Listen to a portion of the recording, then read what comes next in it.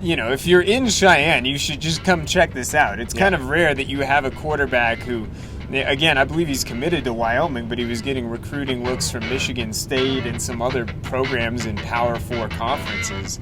So, don't sleep on this guy. Come give him a look and see, it's just rare.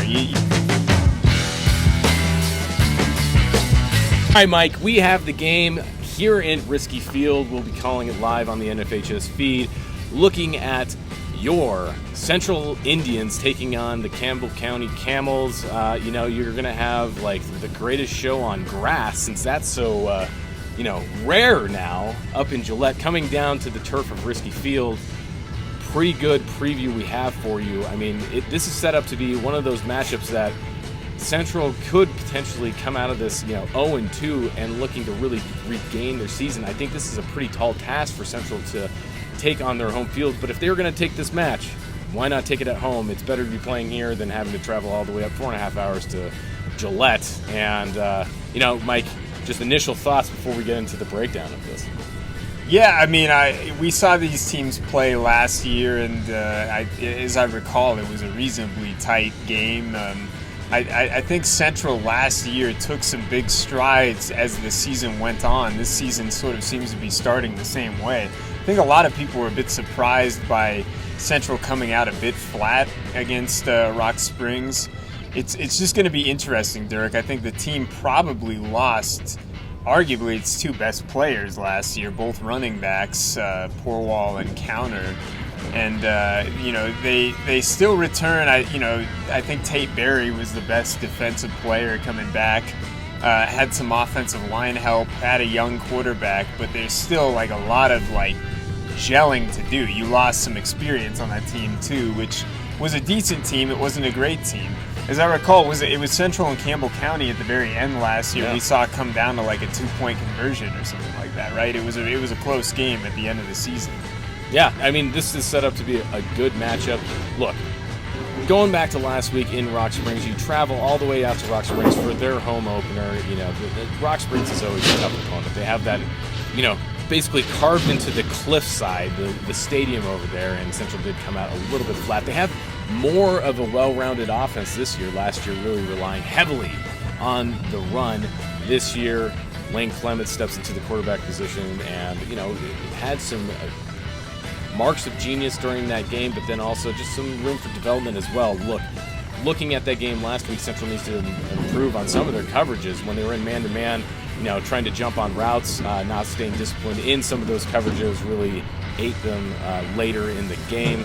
Also, just some tackling issues, right? Just getting, proper angles when you're in pursuit, and also just getting, full-blown tackles, not arm tackles, is really going to have to be an area of a focus this week, especially against a bunch that is coming down from Gillette that just is, they're a spectacular offense. It sounds like we're hyping this up, but I think the play is going to speak for itself when they come down. You're going to see very high caliber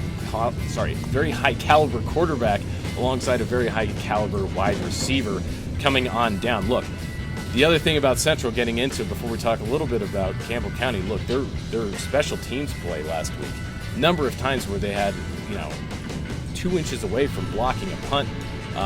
Some great opportunities on special teams. That really could be a big difference maker. I think people don't realize how big of a difference maker that can be going into this week. Also, just a lot of good action on their play action. I think that's the biggest thing out of the change from Central from last year to this year, is that with that passing offense and just a tradition to be so reliant on the rush, they came out last week and really did surprise a number of times, getting a touchdown off of a play action pass, and also just good matchups in their sets. I mean, they're getting really good looks when they're going to their spread format, getting guys into space, trying to get people out of the box, less than 8 inside the box, and they're looking good. They're setting up very well. This could be a really good matchup. Things to think about, though, from Campbell County. Mike, before we move on, anything else about Central that we want to talk about prior to this matchup? Probably want a little more balance in the offense this week. I mean, I know in the spread you're going to throw it significantly, but I think if the completion percentage dips like it did last week, you probably want to try and get a little bit more reliance on the run so that those play actions continue to stay open. I think that you've got to be able to run the ball effectively to run play action plays. So it'll be interesting to see if Central does try and go for a little bit more balance this week.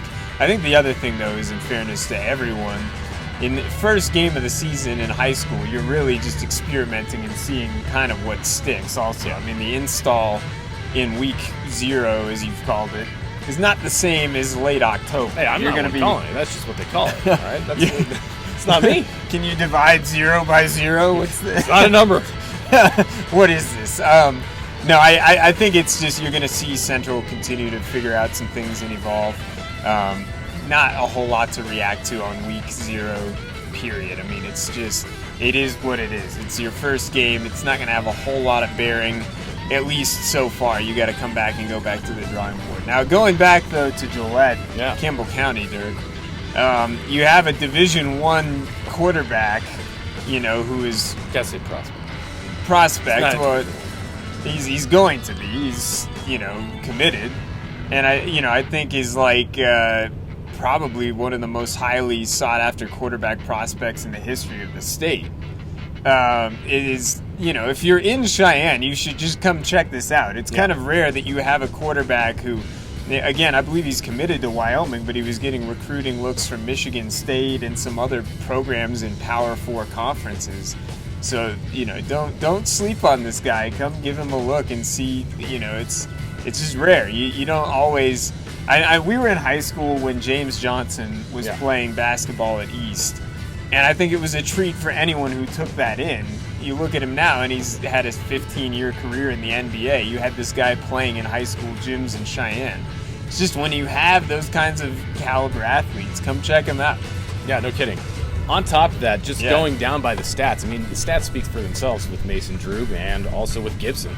Look, last week, 71.4 efficiency on the pass. Out of 21 attempts, 15 are completed for over 270 or 297 yards. I mean, that's insane efficiency on top of just good quarterback play. Adam Gibson, receiver, had 2 touchdowns last week out of Campbell County. Very, very, very, dangerous threat. He had 2 touchdowns. I think he had 6 receptions and then 169 yards out of the air. Mike, I mean, this is going to be a lot for Dusty Gokenauer and for that Central defense to have to figure out.